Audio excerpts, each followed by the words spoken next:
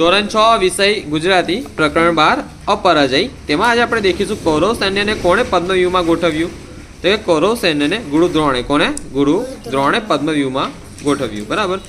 શિબિરની બહાર નીકળી પદ્મવ્યૂહમાં ગોઠવાયેલી કૌરવ સેનાનું નિરીક્ષણ કોણે કર્યું તો કે શિબિરની બહાર નીકળી પદ્મવ્યૂહમાં ગોઠવાયેલી કૌરવ સેનાનું નિરીક્ષણ અભિમન્યુએ કર્યું। કોને કર્યું? અભિમન્યુએ કર્યું।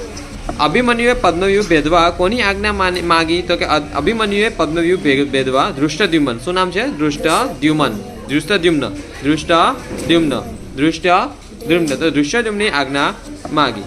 અભિમન્યુના સારથીનું નામ શું હતું તો કે અભિમન્યુના સારથીનું નામ સુમિત્ર હતું। શું હતું? સુમિત્ર। શું નામ હતું? સુમિત્ર। અભિમન્યુ માટે નીચેનામાંથી કયો સંબંધ સાચો નથી તો કે અર્જુન અને સુભદ્રાનો પુત્ર તો કે ના આ તો બરાબર આ તો સાચું છે। શ્રી કૃષ્ણનો ભણેશ આ સાચું છે। ઉત્તરાનો પતિ તો કે આ સાચું છે પણ શું સાચું નથી કે ધૃષ્ટદ્યુમ્નનો ભાઈ। પદ્મને ભેદવા નીચેનામાંથી કોણ સમર્થ ન હતું તો કે ઇન્દ્રદેવ સમર્થ ના હતા પણ અભિમન્યુ છે, પ્રદ્યુમ્ન છે, અર્જુન છે તે સમર્થ હતા પણ ઇન્દ્રદેવ સમર્થ ન હતા। ઓકે। અભિમન્યુની પાછળ પદ્મમાં પ્રવેશ પાંડવ યોદ્ધાઓને કોણે રોકી લીધા? જયદ્રથે। કોને રોકી લીધા? જયદ્રથે। પદ્મમાં ઘેરાયેલા અભિમન્યુ પર એક સાથે હુમલો કરવામાં નીચેનાથી કોણ ન હતું તો આપણે દેખીશું। કૃપાચાર્ય ન હતો, દુર્યોધન ન હતો, બૃહદબલ ન હતો કે કૃતવર્મા ન હતો। કોણ નહોતું? દુર્યોધન ન હતો। કોણ નહોતું?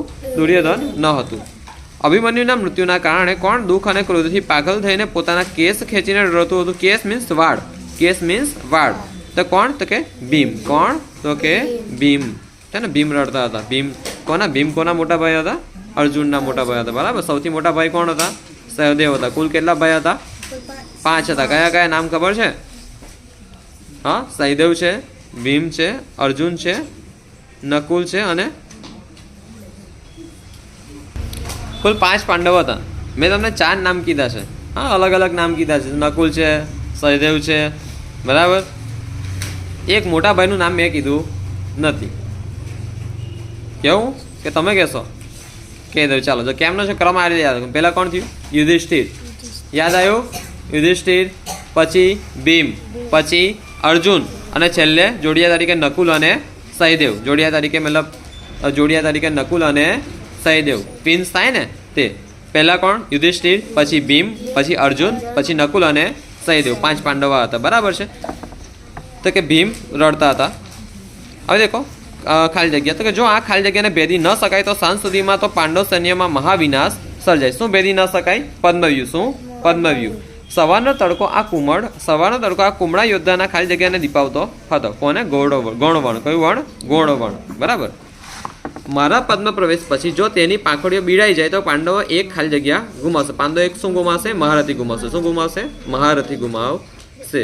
ચાલો। અભિમન્યુ ખાલી જગ્યા સમી ગતિથી પ્રથમ હરોળ પર તાટક્યો। અભિમન્યુ વીજળી ખૂબ જ ઝડપથી પ્રથમ જે લાઈન હતી ને તેની તરફ વધ્યો આગળ। એક પછી એક ખાલી જગ્યા પાંખડીઓ પાર કરતો અભિમન્યુ પદ્મ મધ્યે આવી પહોંચ્યો તો એક પછી એક ચક્રાકાર આવી જતું। જો ચક્રાકાર આ પ્રકાર હતી છે ને આવીને ગોલ અંદર હતું બરાબર। ગોલ અંદર હતું આ પ્રમાણે। હા આવું ગોલ હતું બરાબર। આવી જ ને પાંખડી પાર કરતા અહીં વચ્ચે જવાનું હતું। ખાલી જગ્યાના યુદ્ધમાંથી સામેથી પાછા ફરતા અર્જુને પદ્મને વિખેરાતું જોયું। ક્યાં? દક્ષિણના યુદ્ધમાંથી સામેથી પાછા ફરતા અર્જુને પદ્મને વિખરાતું જોયું। શ્રી કૃષ્ણ શિબિરના દ્વારમાં જ શાંત ખાલી જગ્યા નિશ્ચલ ઊભા રહ્યા કે કંઈ કર્યા વગર તેઓ ઊભા રહ્યા હતા। હવે ગઈકાલનું મેં તમને ગણિત થોડું કરાવું છું તો ધ્યાન નહીં।